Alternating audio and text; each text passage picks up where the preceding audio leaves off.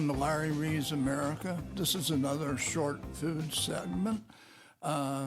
This is the 20th of June, and Nancy and I had lunch with her cousins and my daughter Julie and son-in-law Carrie at Market Street Grille in Harrison.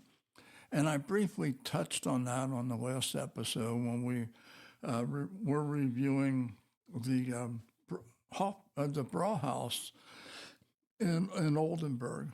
But anyway, the Market Street, we've gone there for a number of years, not frequently, but for instance, my elder high school class, we had our Christmas dinner there. I don't know, it could be 10, maybe 15 years. It's hard to remember. But since the size of our class has really dwindled, and when COVID came, we stopped having the dinners. So it's a shame. Still have my high school lunches once a month, but, people, you live, you die, and we just don't have the numbers to have a nice dinner. We used to have 20, maybe 26 people, with spouses at the dinner. Always phenomenal, great food, great service, everything. The unique thing about Market Street, and by the way, if you're not familiar with Harrison, Ohio, it's 35 minutes from our front door, but off of 74, you take the Harrison Avenue exit, and as you're going, let's see, you would be going west.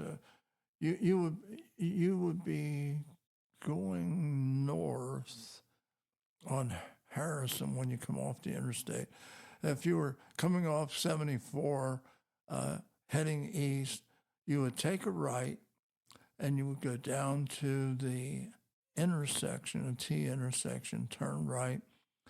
That'd take you all the way into Harrison on Main Street, and Market Street Grille's right by the City Hall police station, such. Wonderful place.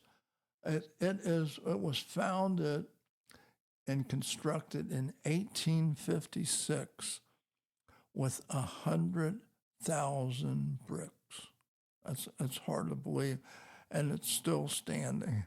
And it's been used for several things over the years, but I think the restaurant came in somewhere around 1996, and it's a lot of history. They have underground tunnels, which I thought was part of the Underground Railroad, but it was just a way that they got in. They got their food into the restaurant, and when Morgan raided Harrison, they had all kind of tunnels under Harrison, and they would hide livestock such that he couldn't get hold of. But anyway, a lot of history, excellent decor, food. I can't imagine how they've kept the prices the way they have. I know it's a busy place, but for lunch today, just to give you an example, I ordered pie. That's chicken pie Todd, chicken pie Todd, yeah, and it comes with noodles, a little bit of spice. I had to add a lot of pepper flakes to it because I like the heat. But I've had this before. It is absolutely great. I couldn't eat another bite. I mean, this is a lunch helping that I had. More than enough for any normal person. $12. Nancy had Mediterranean flatbread. I can't remember the price, but it wasn't much. Let me see. I don't know if I I might have that receipt in my pocket. Let me just take a look here. Yeah, here we go. Okay. Okay. The medium flat or the Mediterranean flatbread was 11. My daughter Julie had a goat cheese salad for $15, and it was more than you could eat. She had to take most of it home, I think. Son-in-law Carrie had a smokehouse burger, huge, I think, with French fries, and it was $16. I mean, it was really, really a big burger. And he had a large Dunkel, which, German beer, very excellent beer. And I can't remember. I think that might have been $7, but it was, it was a big sign. So, and while I was there, I happened to look at their wine list, their whiskey list, very, very reasonable. And again, service excellent. Food was all served at one time. It was hot. Waitress was great. They got a wonderful cook there. And the neat thing, one of the neat things about it is if you go into the bar area, which also there's dining in the bar area, a lot of room. We were back in more or less a private room, and we were there at 1:00, so a lot of the lunch crowd had already left. But in the back bar is just outstanding. You look at the workmanship and everything. It's great. The neat thing about this, when I was young, a teenager, and even I was drinking in bars when I shouldn't have been, but anyway, this bar, this handcrafted back bar, came from the Lyons Den in Price Hill and Enright. Jimmy Lyons was a great guy. His son Denny and I were very close friends, and unfortunately, he passed away a couple years ago. But we'd go down there, drink beer, pitch horseshoes. Jimmy always had some chili on, and I think the only thing he had was chili and hot dogs, and maybe he probably had some eggs or something, and anything to make you thirsty.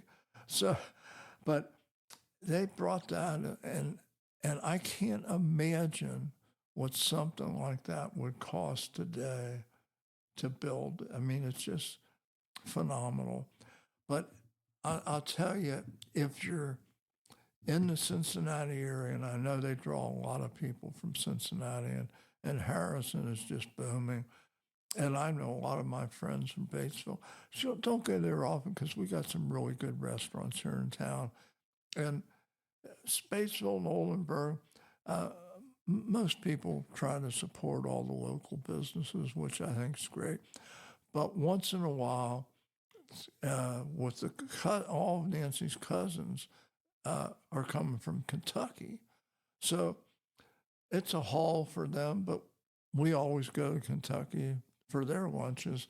So this is a nice place. It's an easy drive, and it's an easy drive from Cincinnati, easy drive from Batesville, Sunman, all Indiana area. I can't think if you're going to have on a special occasion, and not everybody's going to want like pad thai pasta with chicken, but I'll tell you, they've got a meatloaf that's out of this world too. I had a hard time making up my mind. And today, most restaurants will have the soup of the day, maybe one other soup. Well, they had 3 different soups available today. A little bit too warm out for me to have soup, but it's always good. But here I'm already at the 10-minute mark, and I'm trying to keep it short and sweet. So I really want to thank everybody listening. We're going to go out with the national anthem. So, God bless you.